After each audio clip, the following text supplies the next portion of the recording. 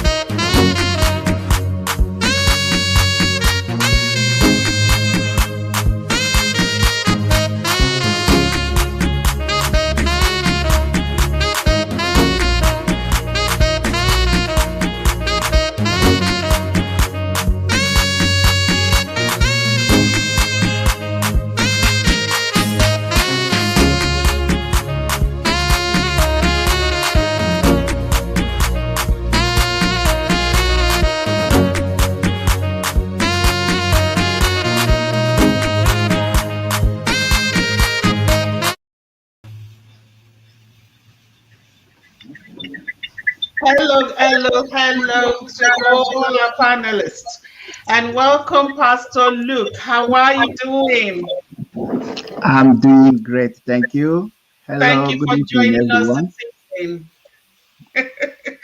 And Wale and Mr. Helmison Chukwuemeka Yeah, You say I can speak the language now. Wale, how you not there? Yeah, I'm good. And welcome to the program, Pastor Luke. Good to see you. good to see you, my brother. How are you? Yeah, I'm good. Good. All Always. right. Yeah. So we do this every week, Pastor Luke. So it's so great to have you as our guest on the show today. Welcome to the Nigeria we want. The idea behind it is for us to come together as panelists of this show to talk about the current issues going on, not just issues, anything that come on. We come on and we discuss them, and then we talk about Nigeria that we want in line of, do we really like the way things are right now? And if we don't like it, what do we need to change? What do I need to change? What do you need to change? We can point fingers, we can blame, but what am I doing that is making things the way they are right now that I need to work on? So that's the reason why we come together. And it's not about we know it all. We like to invite guests like you to also join their voices with ours and enlighten us or educate us on what we don't know, what we need to know. So you're welcome to our show today. We are really honored to have you on, Pastor Luke. I am really honored to be here, and what a privilege. When I got the invitation, I thought, wow, this is these are people with good heart. These are people that as you've rightly said in your opening speech, it's not so much good talk about things. It's good to look for solution. And there are three groups of people in the world: those that watch what is happening, those that talk about what is happening, and those that are actually doing what is happening. Yeah. So I'm glad that from just talking about, we want to be part of the solution. That would be very great. Yeah. Oh, thank you. So what we normally do is to go around and talk about updates as to what you've seen or heard during the week that has happened that you just want to share with us. We do that. So we just go around and we're just going to make it like probably 30 seconds each before we pass it on to Wale, who normally moderates the show. So my update will be about Buhari's tough speech on during an interview which we've all been waiting for. First time in history that I will actually hear or listen to him take that strong stance. But as far as I'm concerned, what I can see that is lacking is the fact that he focuses on other areas. But the genesis or the main problem that we do have currently in Nigeria, it didn't go there at all. So his focus was, I mean, there was a point when he talked about the East being the dot.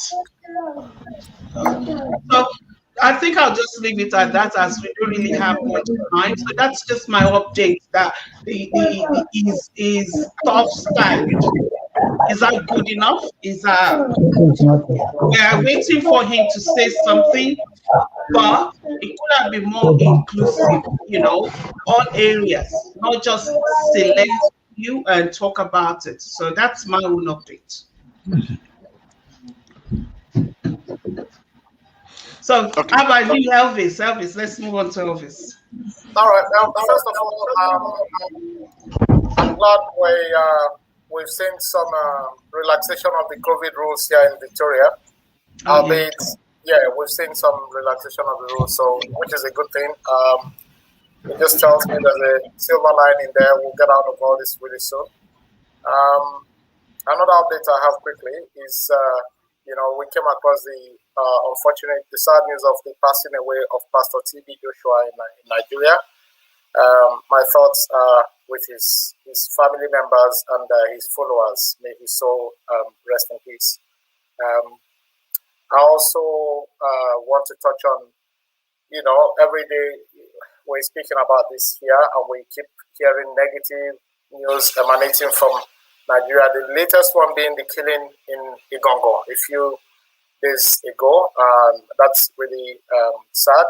But, I think people are beginning to wake up as well. I think they were prepared. They saw that attack coming, and they were able to repel the attackers and actually took down a few of them as well.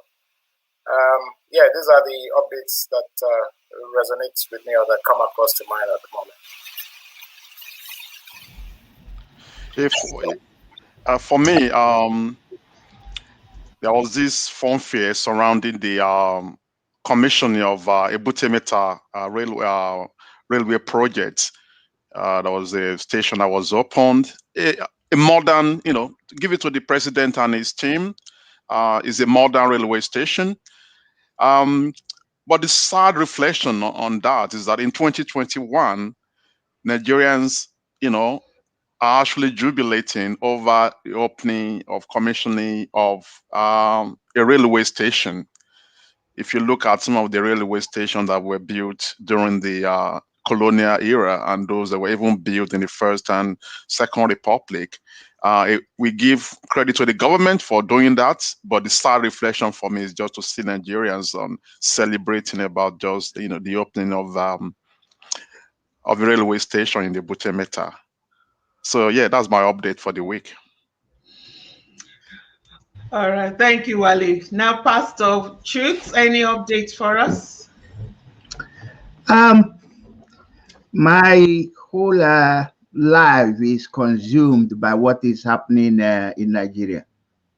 I remember last Sunday we were talking about it in a meeting I was on, not knowing that the people will be waking up in Iganga with such another gruesome, undeserved, totally unexpected at this time in the history of our nation.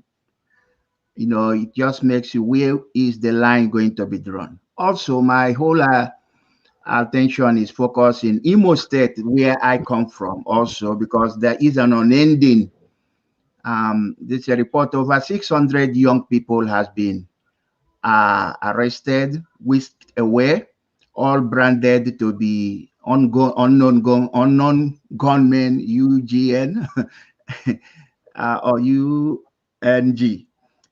So it's a big, the whole thing happening there is like a cycle. It's like when are we gonna wake up one morning with good news? You know, the railway thing was really great. I watched it also with such an intensity of attention to see that that is happening right now there.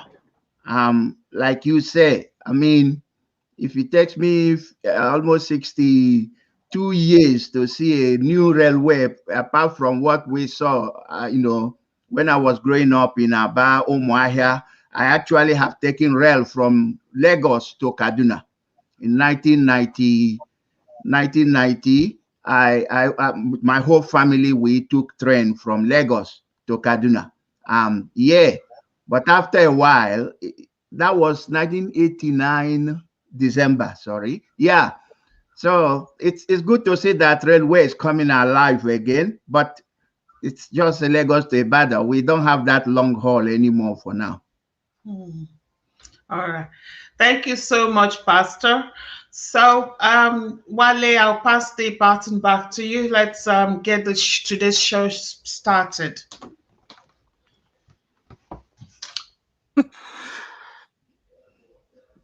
Welcome to the show again, Pastor Luke Nwunze. Tonight we'll be discussing the topic, Drums of War, remembering Biafra 51 years after the war. What have we learned from our history? So we got in the house our community leader, a pastor, and a man that's, has got a lot of knowledge in so many areas to discuss that topic. Pastor Luke, just to get the ball rolling, could you just introduce yourself to our global viewers? Thank you, my good brother Wale.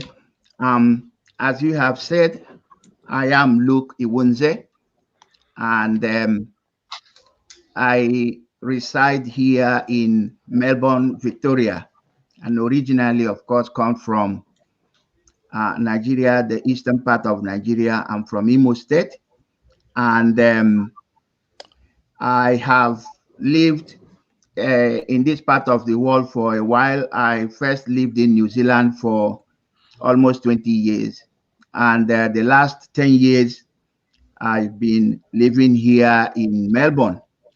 And in between, I have been a minister of the gospel. I preach the gospel and run ministries, and also I look after the Igbo communities everywhere I go. I was Igbo president in New Zealand for 2 times there before we moved to Australia. And coming here, I couldn't hide. They still locate me, and I served again in that capacity here in Victoria for another 4 years, up to last year. And I'm involved with other larger Igbo community. I'm vice president of the Global Igbo Alliance, that has the body all over the world, and also part of World Igbo Congress. So there's a whole lot we are doing. And over here in the Pacific, we have Asia Pacific Igbo Congress, which also I'm pretty much actively involved. So yeah, have a very thriving family. And just yesterday, I was blessed again with number 8 grandson. Okay. So they just keep coming now. Congrats. Yeah, thank you very much. So welcome to the program again. So I will go straight, on 15 January 1970, after 13 months of, fighting, the Nigerian-Biafran War, otherwise known as Biafran War, ended with millions of casualties, died mostly due to the fighting, diseases and starvation. At the end of the war, the Nigerian government, in the process of trying to reunite the countries, declared no victor, no vanquished. But presently, we are hearing drums of war again. So I'll put this question to you, Pastor Luke. The scars of Biafran war are yet to heal. why the increasing agitations for Igbos to secede from Nigeria? What do you remember about Nigerian Civil War? So about two questions put to one there. The ongoing agitation, what have we learned from history? And also, I'm sure your generation will have grown up around that time the war began started and the end. What can you tell us personally, your personal experience of the war? Thank you, my brother. That question, I actually, it's something very, very dear to me, because I was 8-9 years old when the war started.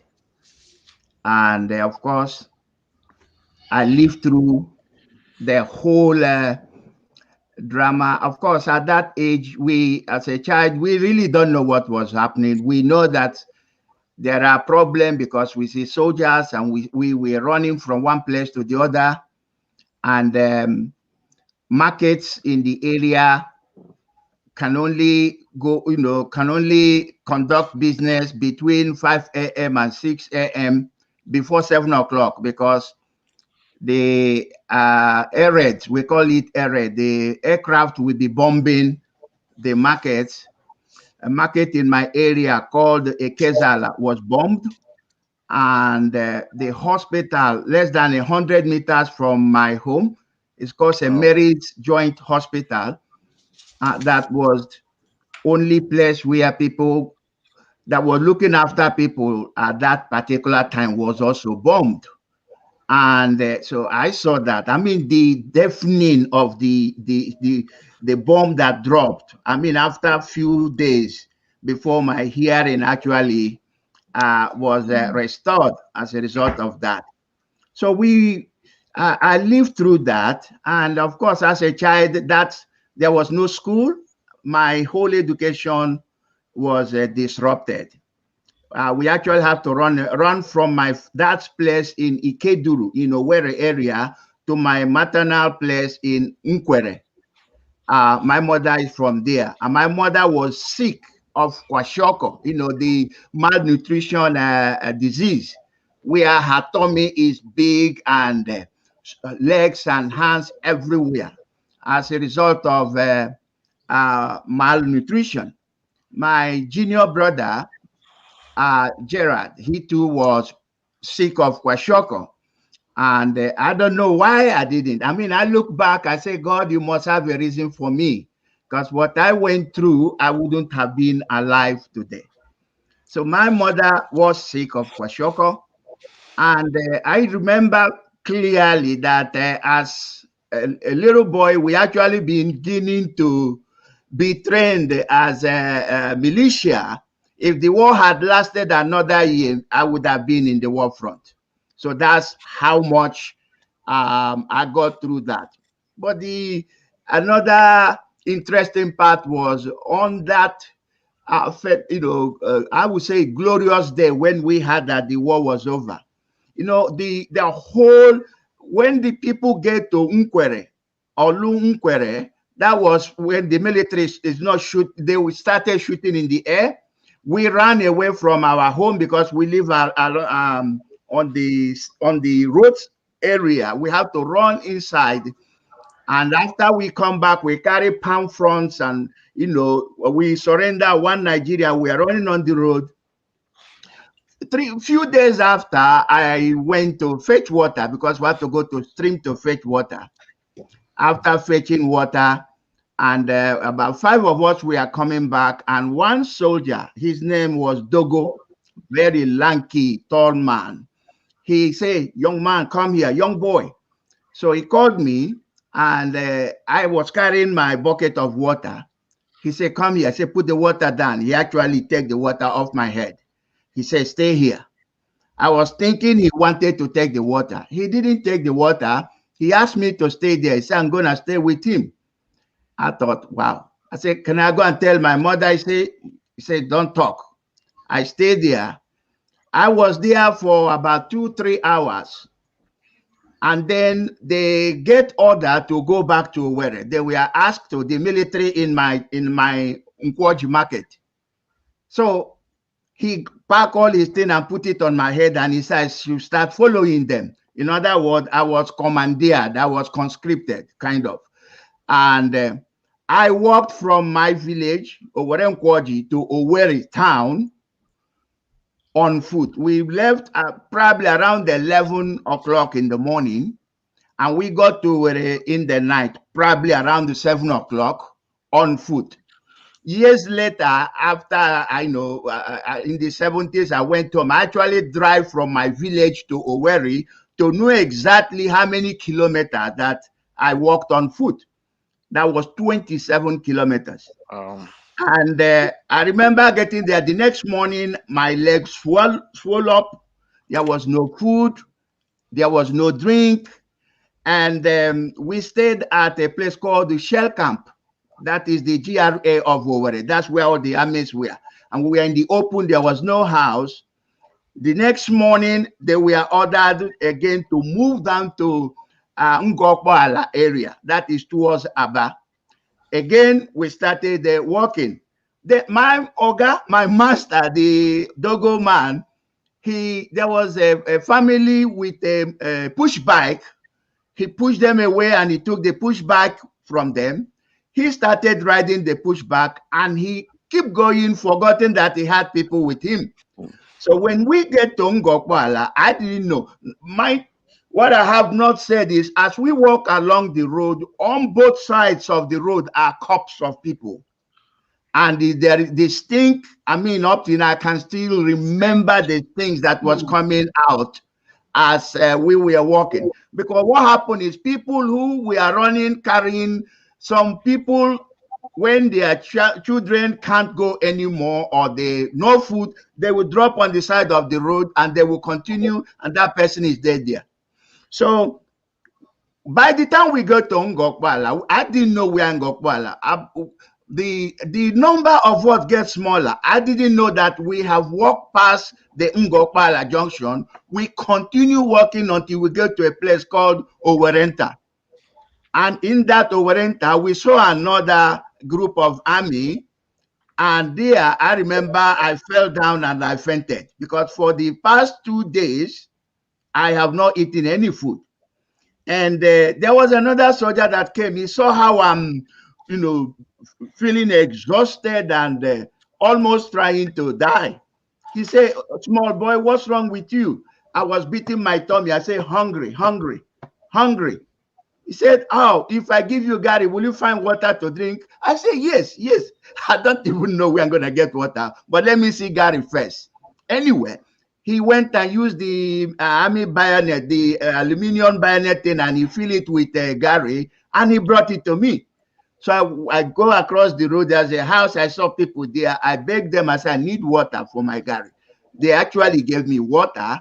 I filled the plate with Gary with water, and I was eating it with 2 hands. And when I finished, I fell down there. Actually, I don't know whether I sleep or whether I fainted, but I know that I woke up the next day. And when I woke up and found where I was, I started looking for the man that gave me the Gary. When his name is Linus, he's from Akwa Ibom State.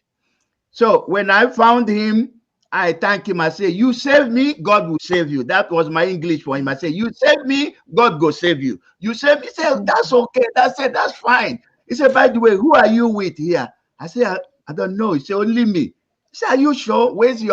Who brought you here?" I pointed to him. I said that they went the other way. He said, "Can you stay with me?" I said, "Yes." I stayed with him. So, And Pastor, I will pause you there for a sec. So you went through that traumatic experience, as a boy, maybe in your teenage years, you went through all that, quite traumatic. Obviously, the scars of the war are yet to heal, but there are ongoing agitation now for, Biafra, not only Biafra, but other part of Nigeria to secede from Nigeria. What can you make of the current agitations? You went through the war, you lived through the war, and you see a lot of people much younger, people now championing that cause to for Biafra and to go back. What can you tell anyone making that, you know, ongoing agitation from your experience? You see how real this whole thing, even at my age, how real this is to me. You can understand from the way I'm sharing, and of course, at the end of the war, yes, the federal government declared no victor, no vanquished, but there was absolute nothing done for the children like me that went through that. I lost my education, which I never, ever again had the opportunity, because from 14th of January 1971, I actually came to Lagos as a houseboy with somebody, and I went through that. And all I've done, all the opportunity was taken away from me. And because my daddy, of course, during the process of this, I lost my father, whom I never saw again till now. Of course, he died. I later found out in 1978 he passed away. Anyway, so you look back what has happened, and you look back the way the Igbos have been treated within the context of Nigeria, and you wonder why.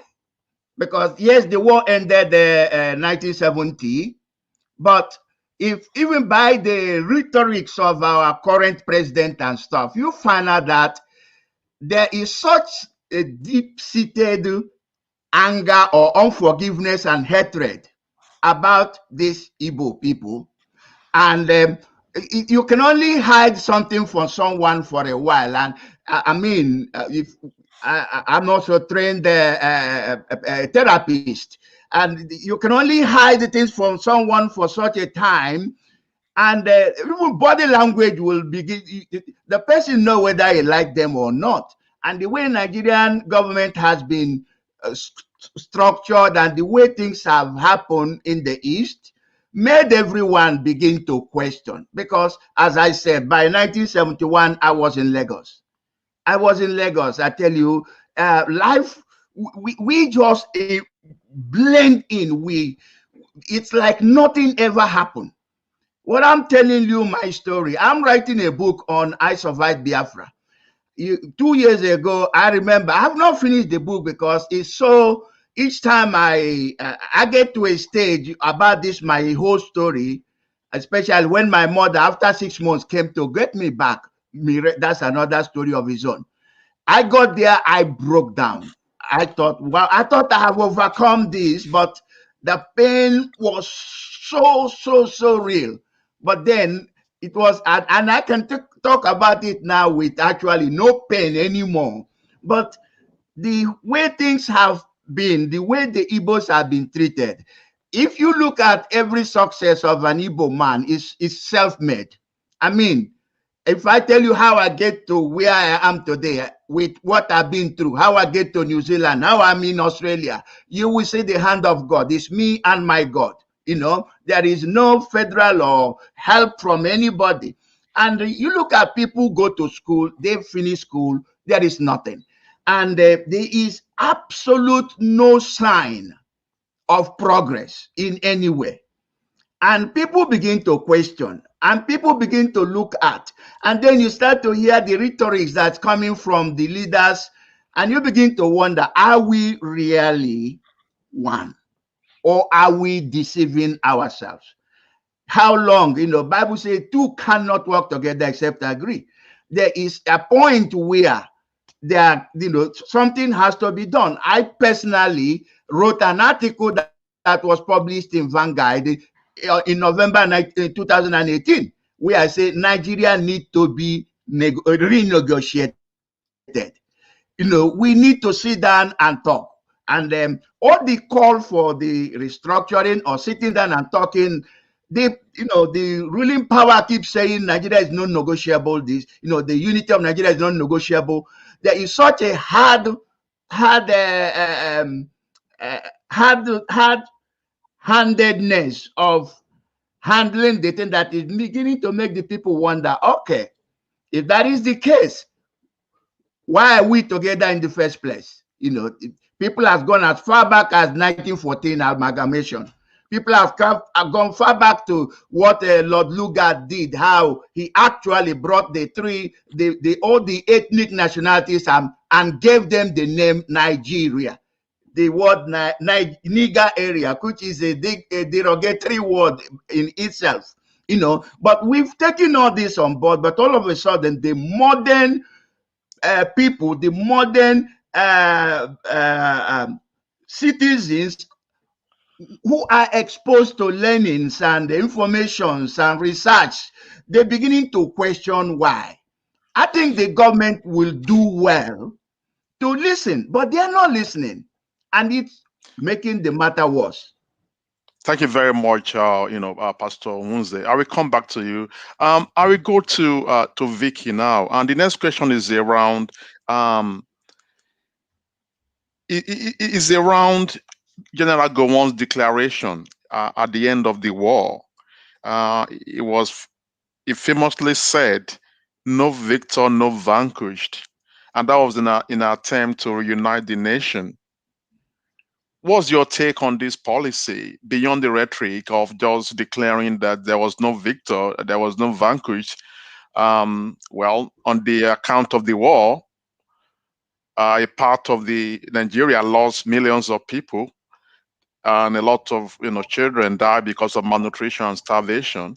But the policy itself of no victor, no vanquish, and trying to really bring the country together, to some was just mere rhetoric, that there was nothing really practical. So what's your take on that policy, Vicky? Before I actually go, I talk about it. I need to just ask. My sound dumb to some people, but I just would like somebody out of the panelists to explain to me what it means. No victor, no vanquished. Pastor Luke or Elvis? Elvis, would you want to step? All right, I will step in. So, in clear terms, Vicky, no victor, no vanquished means, in that balance, this war has been fought in order to present a front as though, nothing really happened, and for us to move ahead. No victor, there's no winner, no vanquished, no loser. That's just what it means. No winner, no loser. No winner, no loser. Okay. Yes. I asked that question because of so many out there that may be watching right now or will be watching it later or later on, even in so many years to come. What it means really. In a war, there's always people that loses. And in this case, there is one part of the country that says we want to go, you refuse to let them go. And in the process, so many people were killed. And the policy was developed, or a rhetoric was made around it. No winner, no loser. So nobody has lost anything. Isn't that crazy? To me, it just doesn't make sense. I mean, I was listening to Pastor Luke, and I actually had good bumps on me. Thinking, I mean, as he was explaining this and as he was telling us his own story, I could visualize what was going on there for him. And after many years after, you can still hear it in his voice. I mean, seeing his own mother suffering from kwashiorkor, his own brother, himself. I mean, and you're telling me there is no loser. Come on. And, so many other things that came on board, I mean, I would say I was so, I don't know the word to use, but you won't believe this. I mean, I grew up in Nigeria, but I wasn't really privy to most of these things that happened. It was my daughter. I don't think Pastor Luke know my daughter, my eldest daughter. She's 21-year-old. It was 4 or 5 years ago, and she started telling me about Biafra War. And my mother, She was the one that was telling me, Mommy, did you know about this? Mommy, did you know about this? Mommy, did you know Ojukwu do this? And I was like, where's this one coming from? She went into Nigeria history herself. She read, she watched so many videos just to get herself to know about her own background, which I'm quite ashamed to say. I just wanted to survive in life, and I kept just doing my own thing. Maybe selfish of me or whatever, I don't know what to say, but not until she started talking about it. I mean, when I told her that today we will be talking about Biafra War, she was like, Mom, I'm so proud of you, you know. And I'm quite ashamed that I didn't do this earlier on, but the term no winner, no loser, no whatever, it's just being selfish of the leaders at that time. It's them not reasoning it out. That what all these other people, what all these people may have gone through in terms of their, I mean, Pastor Luke is a pastor. So of course, yeah, he must have, but so many other people out there that don't even, that still struggles. I mean, how can you watch your own family member just pass on like that? I mean, I lost my mother last year, and I still know how I feel. But now knowing that that person died of anger, knowing that that person died of something that can be prevented, it's painful. Pastor Luke was a young person, very young at that stage. He was describing what he went through. That was huge. Yeah, they don't even go through half of what he has gone through. And I see them all the time. So many are damaged mentally. So you're talking about Wale, it's just unreasonable of people to be called leaders. Thank you. If I may just add a little bit on that, if you let me. Go ahead, Pastor. I will start by saying, my beloved sister Vicky, please don't be hard on yourself for, thinking that you missed something. You did not miss, and that you didn't know till your daughter start talking about it, it will never ever be held against you. The reason is we literally took that comment, that word from Gowon, we took it literally and we moved on. Everyone moved on. How? Look at the Igbos. The Igbos left their domain. There's nowhere in Nigeria you will not find an Igbo man. The Igbo, look at Lagos, look at Abuja, look at North, look at even the core North. You will see Igbo man. How many Northerners will you see in the South doing business? If we hadn't take that word literally by what it is, without actually analyzing, this whole analyzing thing started not too long ago. This whole, and even if there is anyone that has opened the eyes of the people on every side, I mean, I heard what T.Y. Danjuma said a few days ago about Nnamdi Kanu. T.Y. Danjuma said Nnamdi Kanu is not even Igbo. He said that Nigeria has not been conquered is because of Nnamdi Kanu. And for the fact of Nnamdi, he said that he's not even fighting for Igbo alone. By his radio he has opened the eyes of people to begin to say, wow, what is really happening?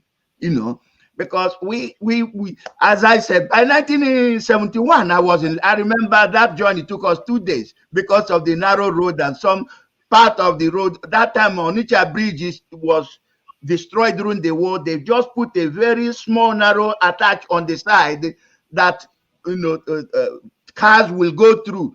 The other end will stop on this side, go before the other. The journey from Onitsha to Lagos took us 2 days before we get there. So, and they come in, we assimilate, we come back. We take Nigeria with pride. We actually forget that we suffered. like I said, nobody cancel me, nobody talk to me. Not until I come to this part of the world, I start to say I should have gone through counseling. I should have, been, someone would have walked me through to help me understand what happened to me. That really didn't happen. Everybody, we take the name with pride, but there are people who somehow continue to show that we are conquered people, and you think that state creation is for development. State creation in Nigeria by the military actually was to reduce the capacity of Igbo. They say, oh, we are creating states. There are Igbo in Kogi, there are Igbo in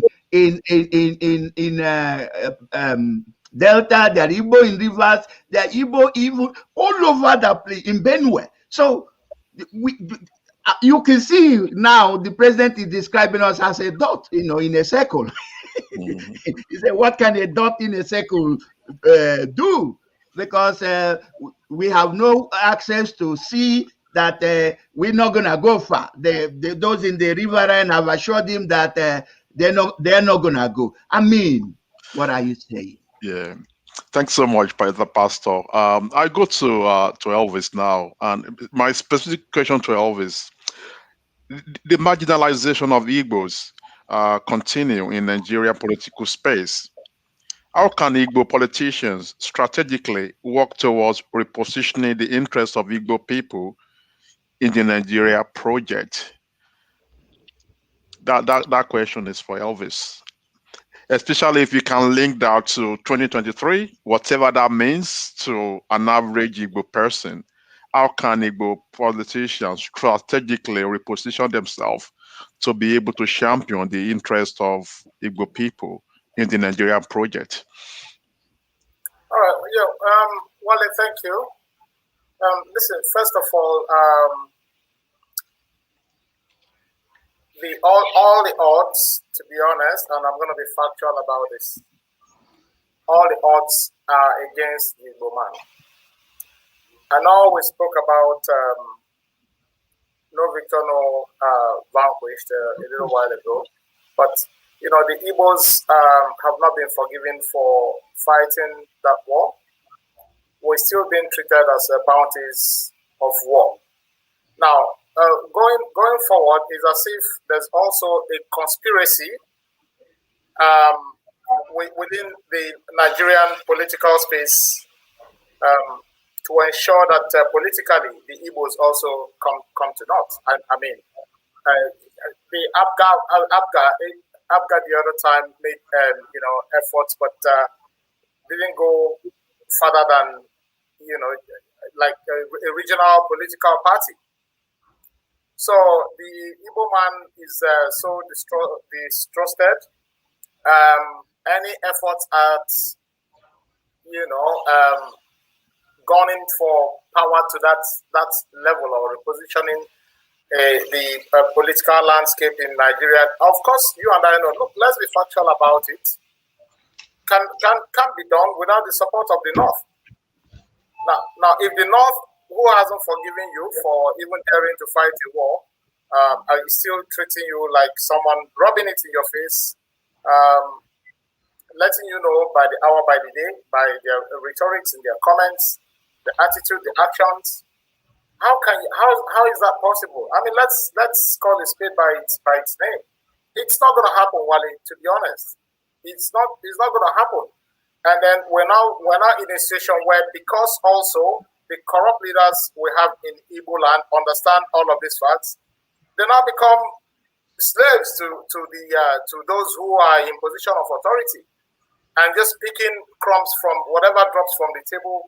That's what they go with. Nobody is in there, for their people, wanting to see the good of their people, or going into that political space to also ensure the Igbo man or the Igbo race is positioned where they ought to be in the Nigerian political space.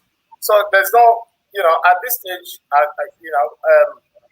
we can make the efforts, we can try, but what is it going to come to when you don't have when you don't have the support of the North or the other folks who call the shots politically. It's not just going to happen. Let's not deceive ourselves. The Igbo man fought the war. He has not been trusted, and he can't be trusted. He can't be trusted with a sensitive position of authority in Nigeria. That's what I feel, and that's the way it appears. So it's going to be a hard sell, Wale. It's not going to be easy. It's not going to be easy at all in this current political setting. That a lot needs to happen for that to actually reoccur. Just talking about it here will be mere rhetorics. I know there have been, talks about Igbos, aligning themselves properly politically and all of that. But yet there are powers, there are people working behind the scene to ensure such efforts come to nothing.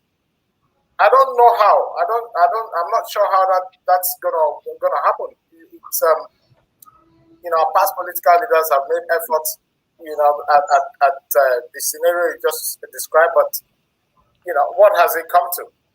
I don't see, as of this moment, Wale, I can't tell you I know how, until things are set aright, until we begin to see ourselves as one, until we begin to not only say it and act it out, to show everyone that, yes, we all have equal stake in the Nigerian project. It's not going to happen.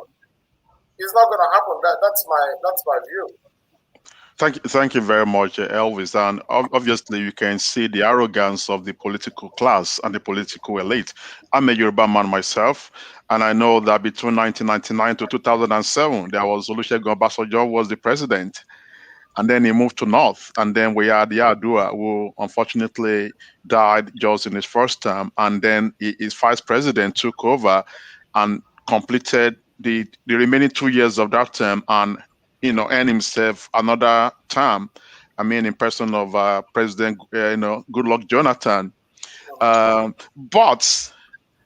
then we've got now, moving back to Buhari, and it's just funny how now people are now going back to Southwest again, going back to Yoruba, going to Southwest. Well, and all that is a conspiracy. I'm going to tell you, and the way I feel is the way almost every woman feels in this Nigerian project. It is a conspiracy.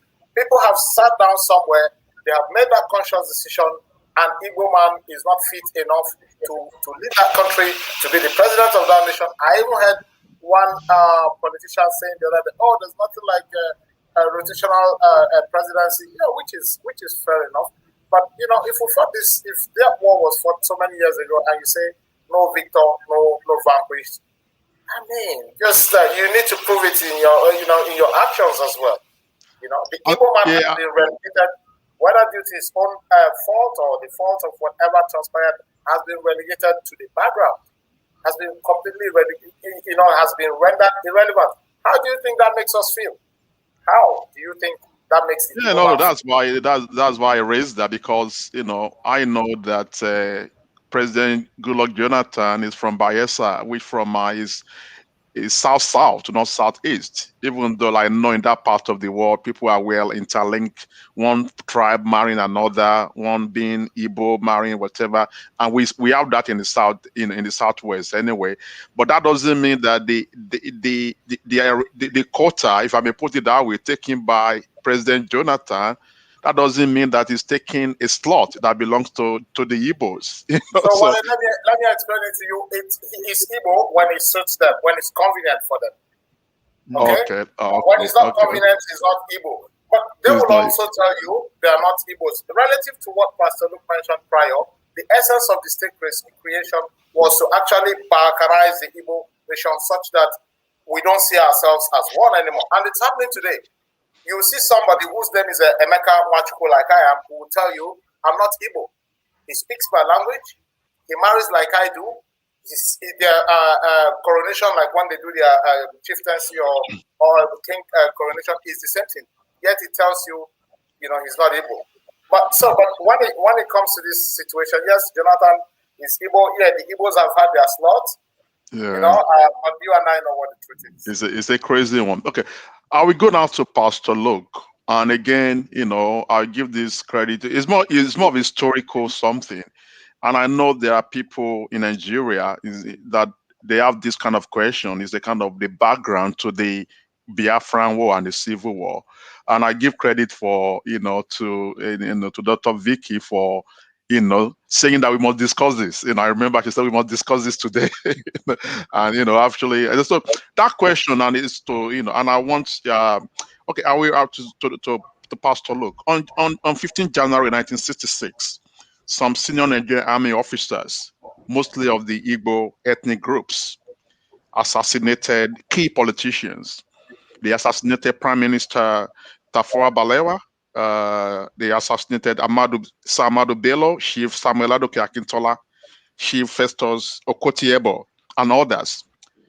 Noticeably, no prominent Igbo politician was killed in that coup, that 15 January 1966 coup. This event later led to the months of massacre of Igbos living in North, and obviously Colonel Ojukwu declared Biafra. Can we, in true conscience, discuss the Nigerian Civil War and also the disruption of the First Republic without linking that to the actions of those military young men, and which unfortunately they were mostly from Igbo extraction?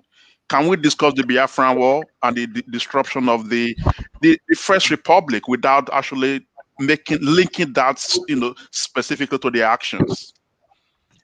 Wonderful. Thank you very much. This question has been around. As the narrative just keeps changing, and each time they want to use the 1966, January 1966 coup. Yep. Each time they want to use it as a reason to chastise Igbos. They go back to that by mentioning the names of. Well, I have grown up in Nigeria. I have witnessed series of coup upon coup upon coup done by the military in Nigeria. And there has, I don't know why that particular 1966 coup is the only one that the plotters and the executors are, tied to Igbo alone. Probably because of the caliber of people, politicians that were involved. Now, I know there are few books that are out there.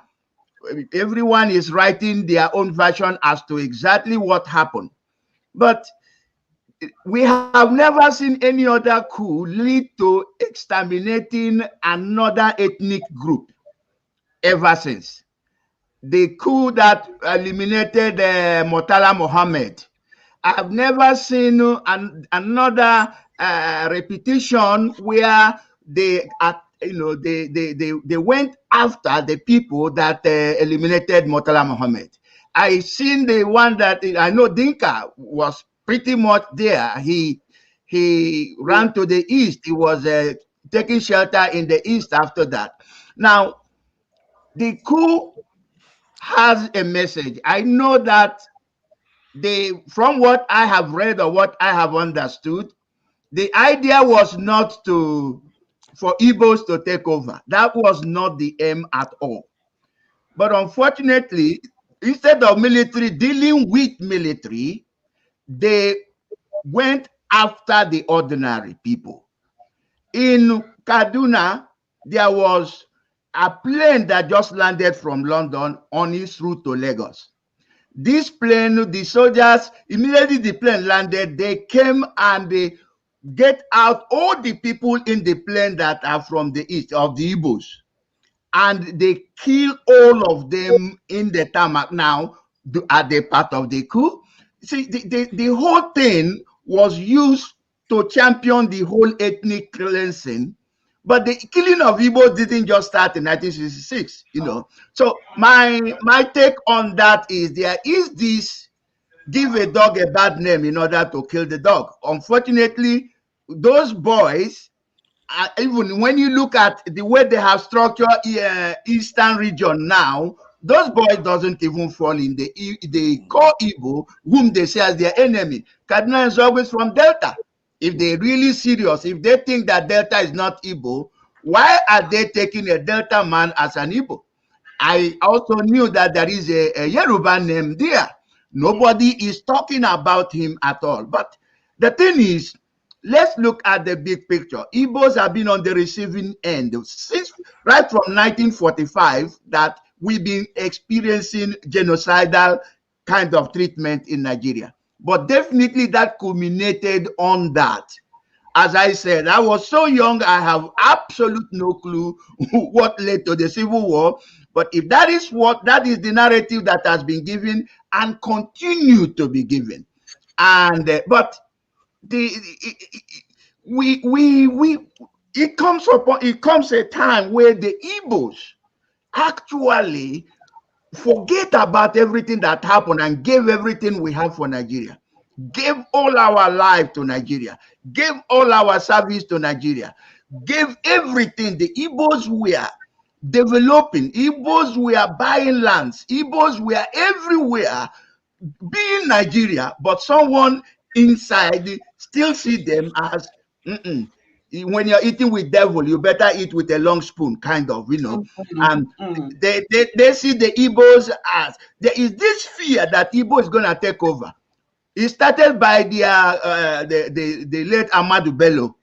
I'm sure we've come across a video where a BBC man was interviewing him. Where he said to them, you know, these Igbo people, if you give them to be a cleaner, they will end up being the manager. Whatever you give them, they take over. He said, before we could give them anything, we have to give it to you people. And if we can't, we have to do it on contract with them. No, this is the mindset of our leader concerning another side of the country. From that time, do you know that that mindset have not changed till today? So the attribute that the military, all the coup plotters are Igbos, so what? How many coup has other tribes has coordinated in Nigeria, but that has never led to exterminating the tribe? Thank you. You've answered that question very well, Pastor Luke. And I put that there on purpose as a student of politics and history. I know it's a question that, you know, as you said, it's been out there so often. And I'm happy you've done justice to that question. I'm happy the approach you took in analyzing that question. Thank you for that, you know, Pastor Luke. I will go to Dr. Vicky now. Okay. Well, there is a comment there from a man called Okay. Uche Okonko. Yeah, General Obasanjo was the witness to that coup. A couple of days ago, Obasanjo clarified that it is mistakenly termed an Igbo coup. Okay, thank you, Uche Okonko. So that's one of our viewers just buttressing Pastor Luke's point on that. So I'll move on to another controversial, because there's a lot of controversy around that period. And this controversy centers around Igbo and Yoruba people. And I will go to Vicky. I will read a bit of quotation just for that. Where Chief Obafemi Awolowo was reported to have said this during the Nigerian Civil War. All is fair in war, and starvation is one of the weapons of war. I don't see why we should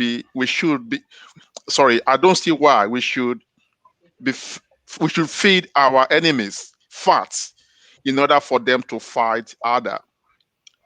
Soon images of malnourished children filled the international press.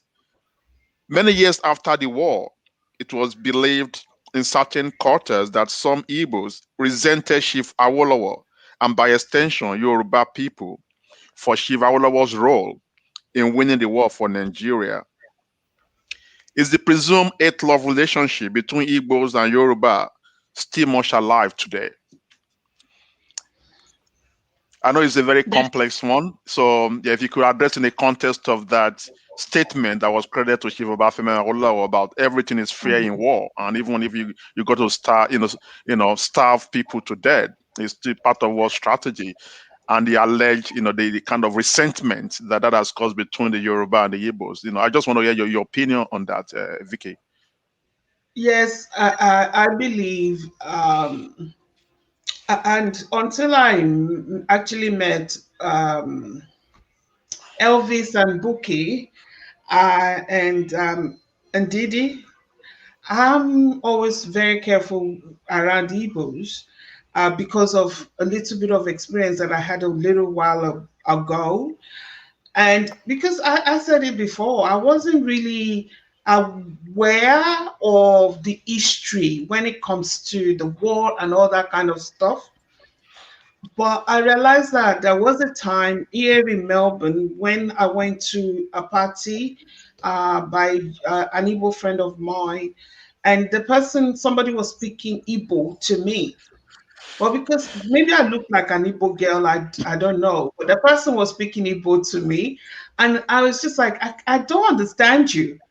And he looked at the other Igbos there, and he started speaking Igbo language to them, kind of, how South African would have behaved if they speak Zulu to you and you don't respond back in Zulu.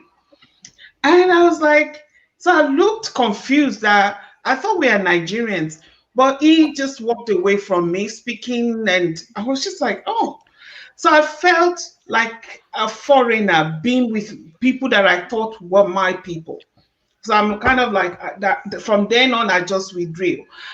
But I realized, after getting to read a bit more, after I had the conversation with my daughter, I read a bit more and I got myself a little bit of, I got educated a little bit. I realized that using that as a weapon against your own people, these are not external people from another country, but your own people. He gave them, Awolowo gave the government of the day that idea. He gave them that idea. And of course, they used that idea, and that was how they won that war. If I were in Igbo, if I'm an Igbo girl, if I were in their position, that's the way I would feel about Yorubas. Because Awolowo was our leader. He, in some circles, he double-crossed the Igbos. They were supposed to do this together. He didn't go ahead with it. And then he gave the government of the day the idea that allowed the government of the day to win the war. If I'm an Igbo girl, if I'm originally an Igbo person, I will feel still betrayed by him, Awolowo, and his people. Awolowo is no more, but he was our leader, our representative. He spoke for us. And I think it's just this history that keeps playing up. And if you can go back few weeks or few months ago, the Hausas Fulanis, they're trying to play the same game. Remember the time they refused to bring food to the South? Their onions and whatever else, tomatoes and whatever, they decided to take it to Chad and Cameroon and whatever, and they lost billions of naira because of it. Remember, that was what they were trying to do for 1 week. They were trying to do the same thing, even though we thought we are not having any war. So what is that saying to you? So as far as I'm concerned, if I were in their position, I'm always a fair person. I'll put myself in their position. What would I have felt? So I think it's fair how they feel, but emotional intelligence is what we all need to be able to keep living together and not allow that to impact how we do things. Because at the end of the day, we can now see how we how we use politics in our country.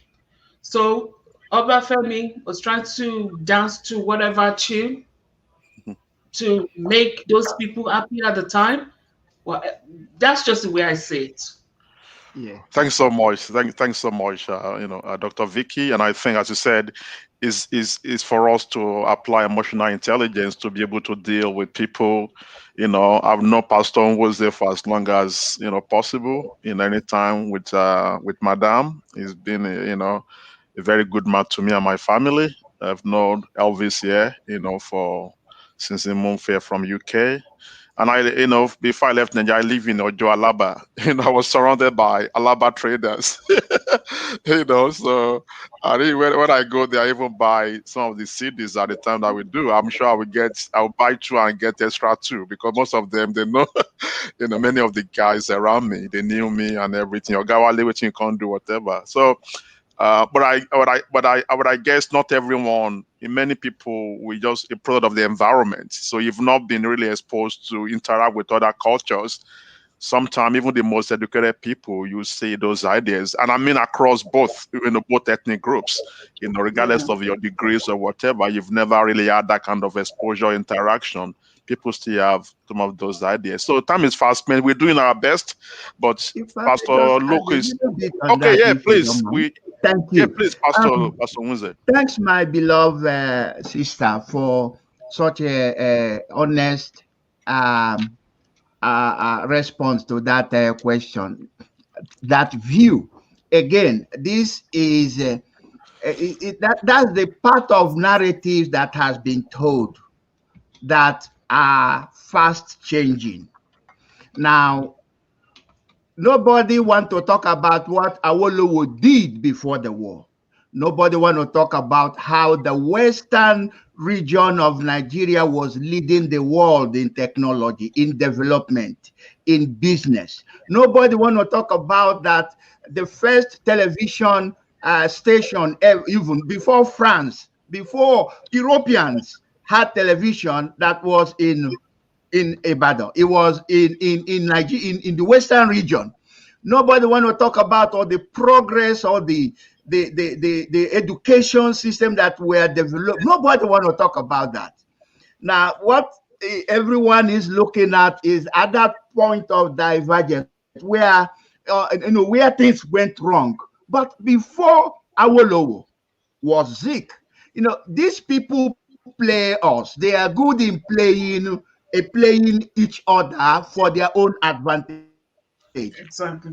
Before they play Awolowo, they play Zik first. If you remember, when they use Zik to sabotage the election in the West, there was an agreement with the West, and they were able to pair Zik against Awolowo that made Zik to support Madu Bello instead, and that made Awolowo look. You see where the seed of discord began. Now, our opponents, we used to say not, but now I don't say not anymore. I actually say Fulanis, because we found out that Northern, a majority of the indigenous Northerners are as victims as every other part of Nigeria.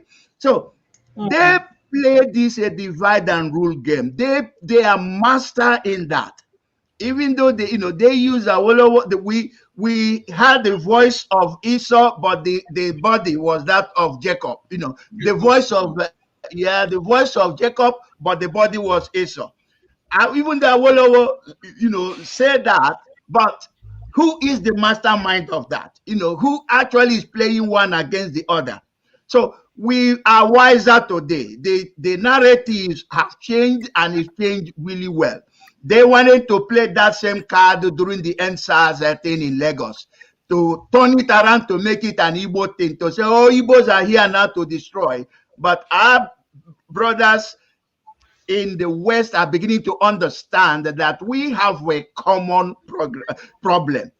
Before, when the West was developing, the East was developing at the same time. The economy in the East was next to none. I mean, the North also was doing well on their own. But look at what has happened since they tried to force. Nigeria is forcefully. In fact, Nigeria this fell apart on the when the war began. And then Nigeria has been held together like glue through military formation.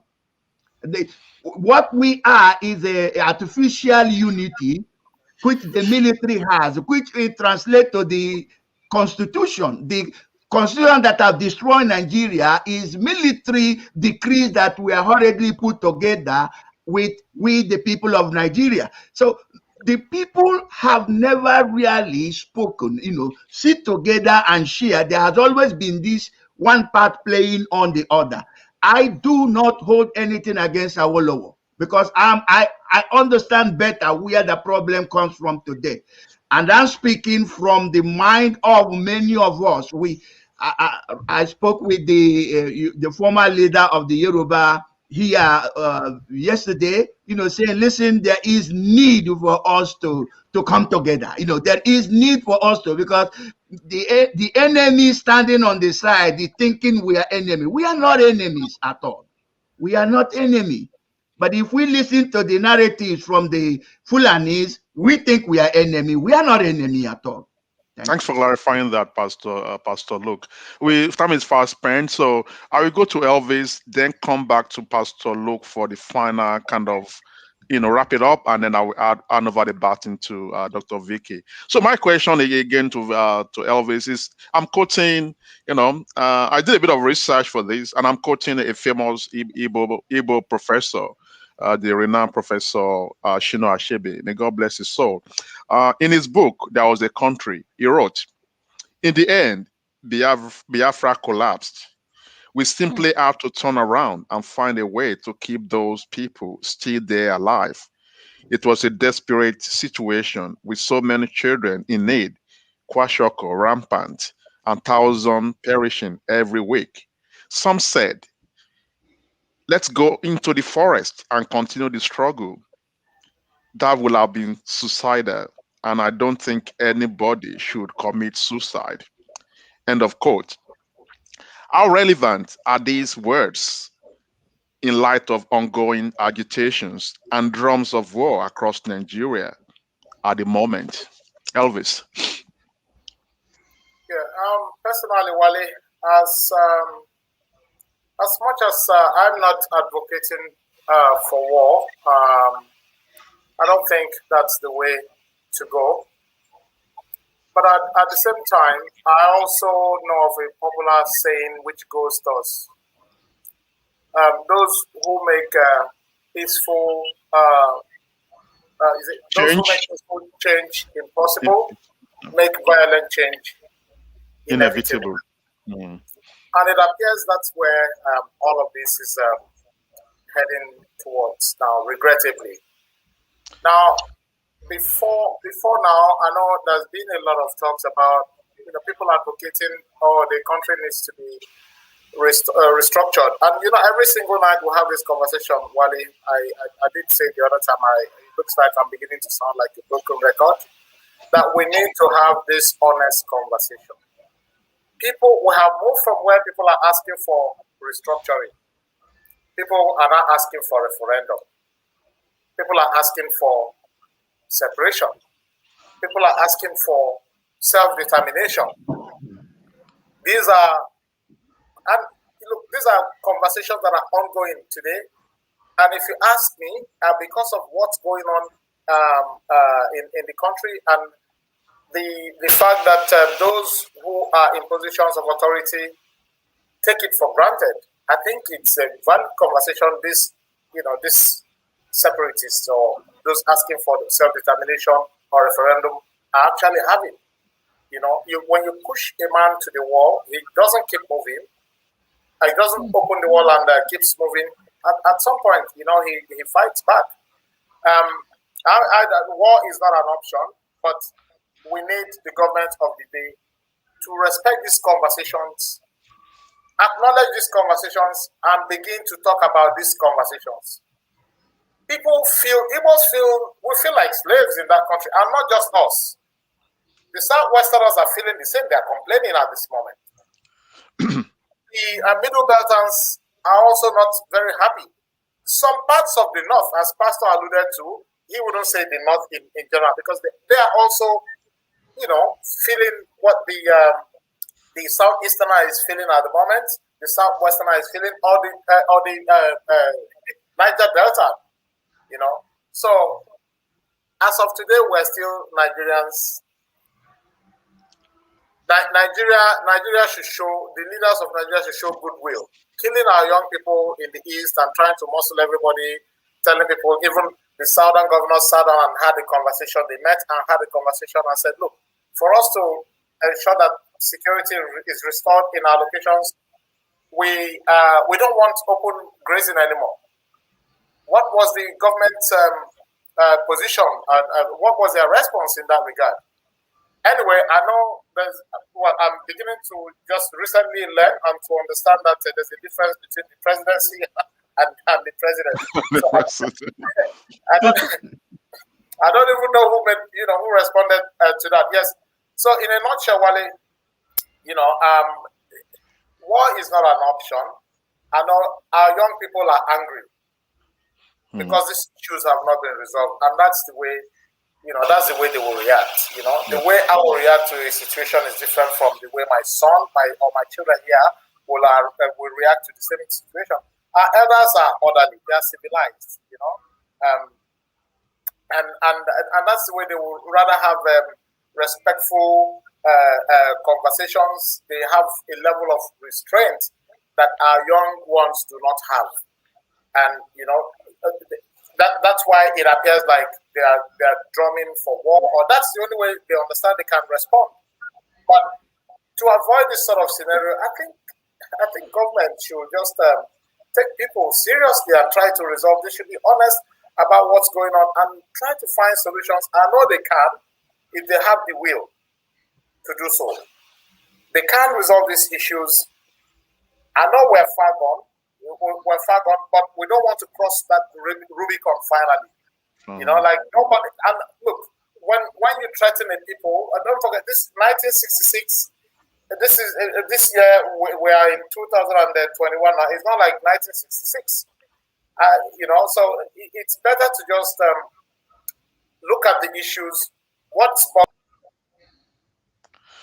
Fortunately, we lost Elvis there. Well, we've got a comment from Mrs. Vicky O Show here in Melbourne. She wrote, Nigeria remains a British concept, a mesh of different people forced to cohabit in a fragile environment. That's very deep. Thanks, Mrs. Nwachukwu. I'll go now to Pastor Luke, and that'll be my last question for today. There are strong ongoing agitations for Biafra Republic, Yoruba Nation, Oduduwa Nation, Niger Delta Nation, and even recently, Arewa Nation. Oh, was that my Twitter? Oh, sorry. I thought my Twitter had been disconnected. Okay, no. Don't you? So I've moved past to thanks for that contribution, but I'll move on to Pastor Luke. Looking at the time. So, don't you think we are better as a united nation, despite our recent challenges? And that's my final question to you for tonight, Pastor Luke. Thanks, my beloved brother. I'll start by saying that Nigeria that I have fought for, Nigeria that I have lived for, Nigeria that I have fought for is not fighting for me. The reason I say that is we have every one of us here carrying Nigerian green, our passports. When I went to New Zealand, I went in there as a Nigeria, and I represented Nigeria. I remember in 1992 when this advanced fee fraud thing, someone in New Zealand, a lawyer actually went to Nigeria and he was defrauded. He took money from all his clients in New Zealand, who some mortgage their homes and take money. He said he's going on a business venture in Nigeria. He went to Nigeria and they took the money from him. He came back and he said it's a failed business. and they took the man to court, and they were looking for a Nigeria to stand and testify for Nigeria.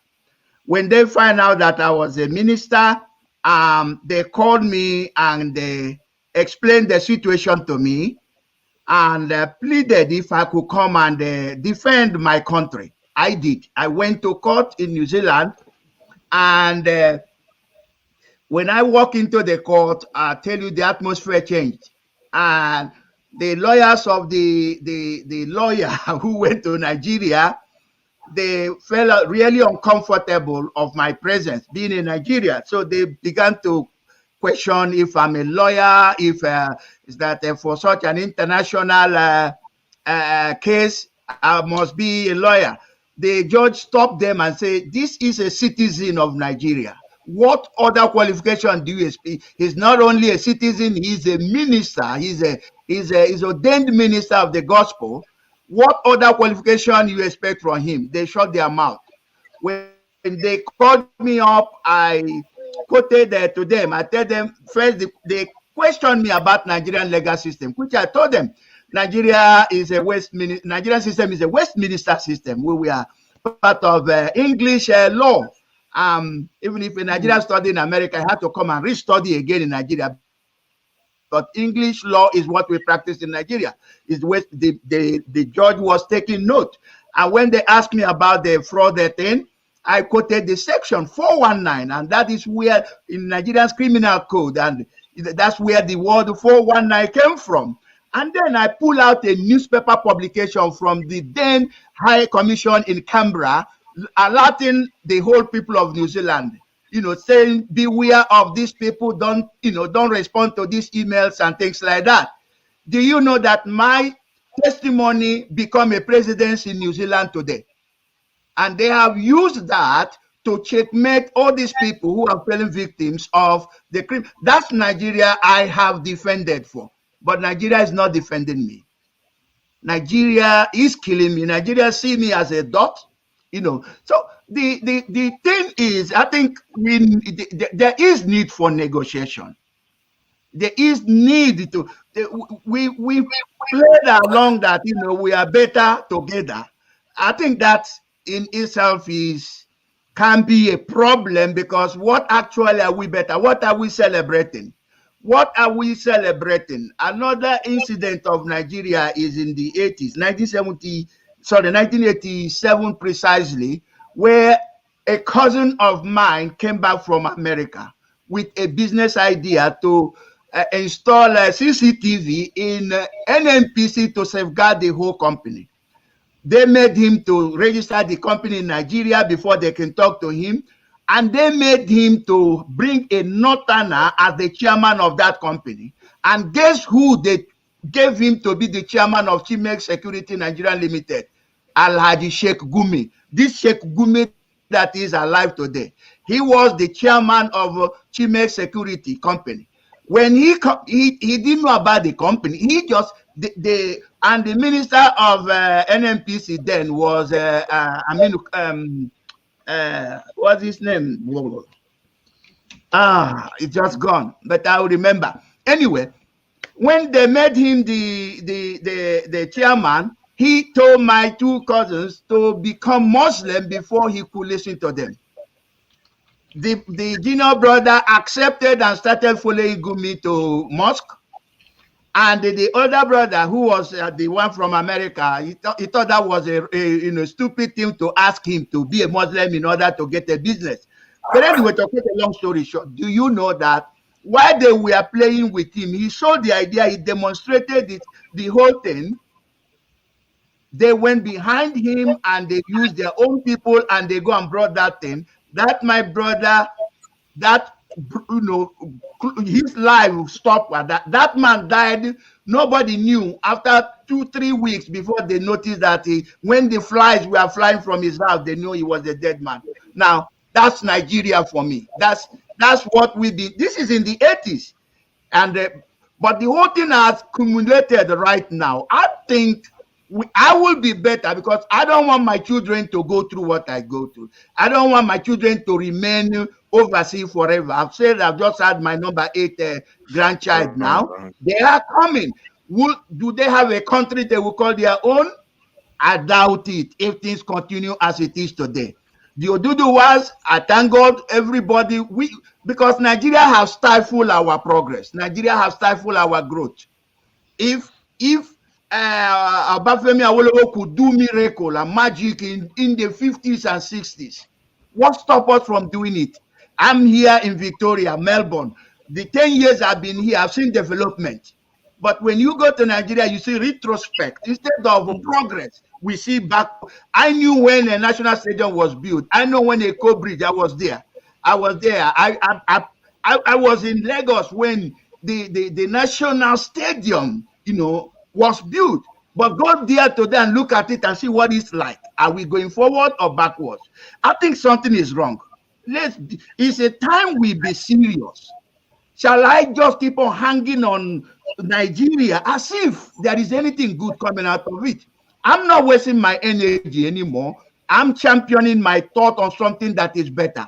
If Oduduwa Republic is going to bring the glory of God on the people God made in the West, to God be the glory. The same thing, if Biafra, which I believe will help me actualize my identity, who I am and why I'm here, my children, I don't want to die. I don't want to age and retire overseas. I want to go in my village. But the way things are today, I can't even go there.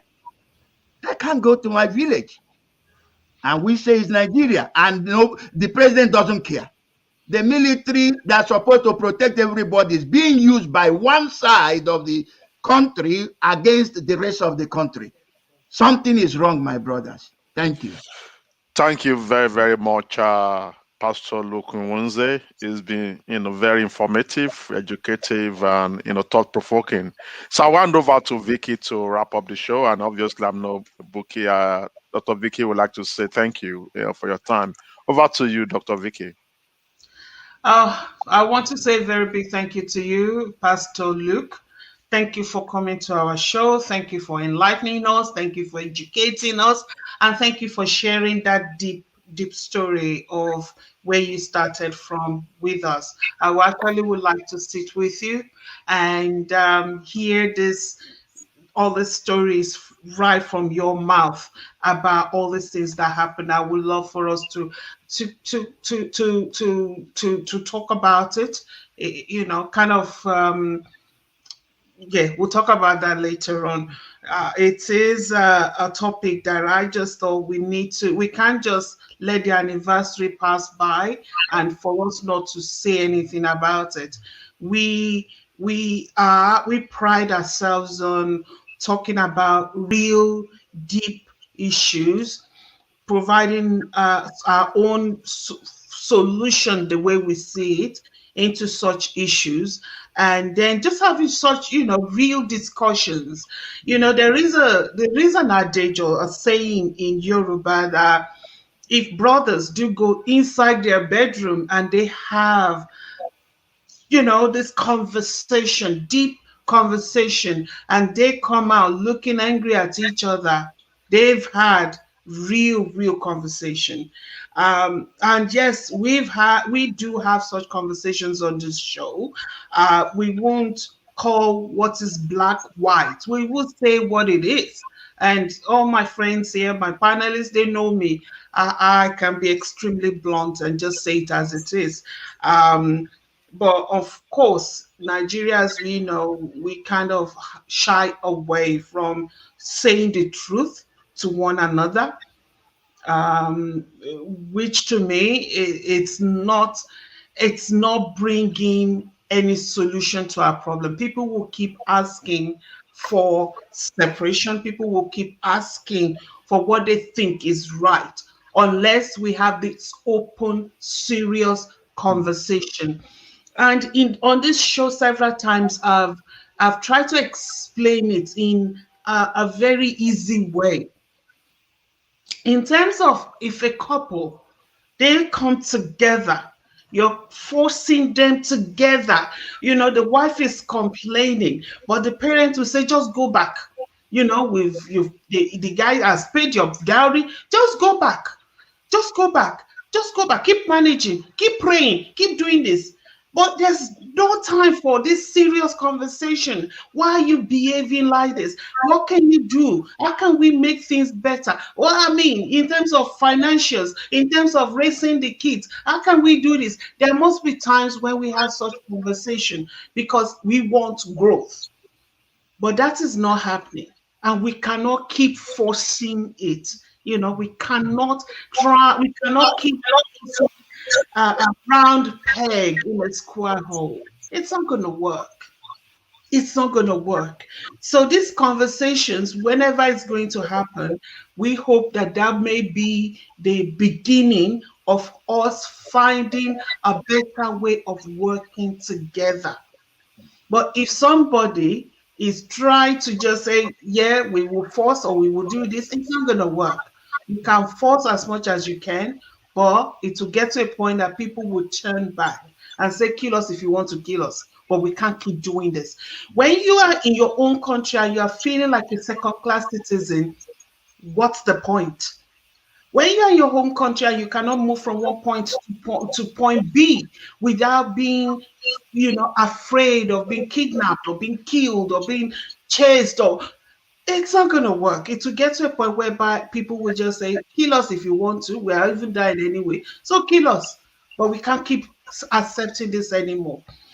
So I appreciate you, Pastor Luke. Probably we are adding Dr. Luke to your name.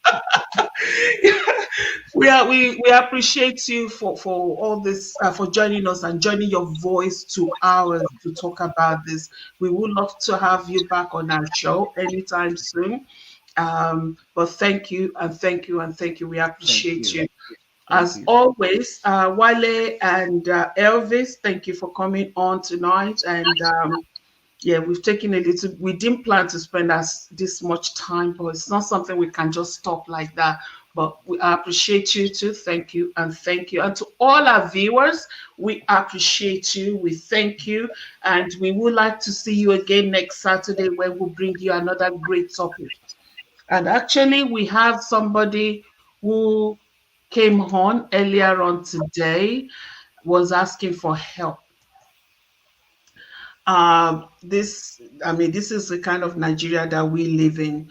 Hello, my people, please kindly help me with any amount. I don't have anything to eat, and I wanted to buy foodstuffs. The pandemic really affected me, and I'm doing this out of frustration. Please help me. God bless you. Whether it's genuine or not, but this person is not begging to go and do party. This person is begging to feed herself. And this is the kind of Nigeria that we live in. We haven't even gone into war yet. You know what I mean? So what we are going to actually do something for this person. Adetayo Bimishade, please private message me or the show, and we will send something to you in a couple of hours or less. Thank you. And Pastor Luke, we will get you a mug. Wale, can you show Pastor Luke a mug, please? You will get one of our mugs, all right, for being on our show. Thank you so much. So until next Saturday, when we come back and, discuss another great topic, thank you. And thank you. Have a lovely weekend. May God bless you all. Bless you all, the panelists and the guest panelists. Take care. See you then. Yeah, bye-bye.